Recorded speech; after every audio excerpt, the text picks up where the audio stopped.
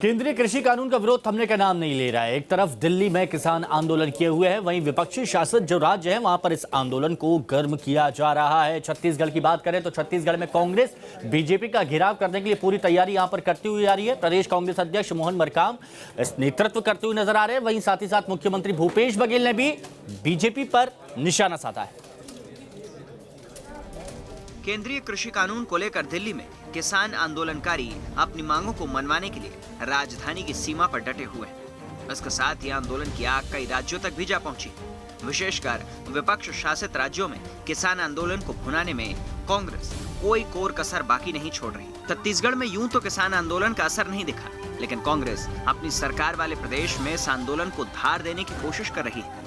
छत्तीसगढ़ में आंदोलन का नेतृत्व खुद प्रदेश कांग्रेस अध्यक्ष मोहन मरकाम कर रहे हैं। मोहन मरकाम जिलेवार दौरा कर किसानों की ट्रैक्टर रैली का नेतृत्व करने में लगे हैं। कांग्रेस कार्यकर्ता ट्रैक्टर रैली निकालकर जहां केंद्रीय कृषि कानून को किसानों के लिए काला कानून बताने में लगे, तो वहीं राज्यपाल के नाम ज्ञापन सौंपकर कानून को रद्द करने की मांग भी कर रहे हैं। भारतीय जनता पार्टी की मोदी जी की सरकार जो 3 काले कानून लाए हैं, ना किसानों से चर्चा करके, ना संसद में, ना लोकसभा में, ना राज्यसभा में, देश के 65 करोड़ अन्नदाताओं के विरोध में जो काले कानून, हम केंद्र सरकार से, मोदी सरकार से मांग करते हैं कि 3 काले कानून को वापस लें। उसके बाद वृहद रूप से देश के अन्नदाताओं के बीच में चर्चा करने के बाद कोई नया कानून लाए, हम लोगों की मांग है।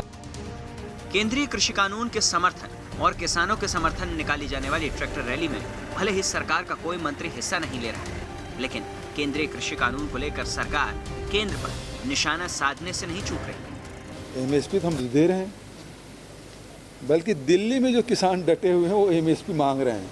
छत्तीसगढ़ में एमएसपी से 95% किसानों का धान खरीदा गया है, ये रिकॉर्ड है। भारतीय जनता पार्टी शासनकाल में कभी इतना नहीं हुआ था। केंद्रीय कृषि कानून के खिलाफ किसानों के आंदोलन को लेकर कांग्रेस शासित राज्यों में केंद्र को घेरने की कोशिश हो रही है। बीजेपी के खिलाफ माहौल बनाने की कोशिश है, लेकिन छत्तीसगढ़ के संदर्भ में कहें तो कांग्रेस एक तीर से कई निशाने साधने की कोशिश में लगी है। वो सरकार के नुमाइंदे और प्रदेश कांग्रेस के बयान से भी साफ होता रहा है। बजट सत्र से पहले बीजेपी जिस तरह से सरकार के खिलाफ हमलावर रुख में दिख रही थी, बीजेपी के इस हमलावर रुख को कुंद करने, साथ ही प्रदेश के सबसे बड़े वोट बैंक यानी कि किसानों को सरकार इस विरोध के जरिए साधे रखने की कोशिश में लगी है।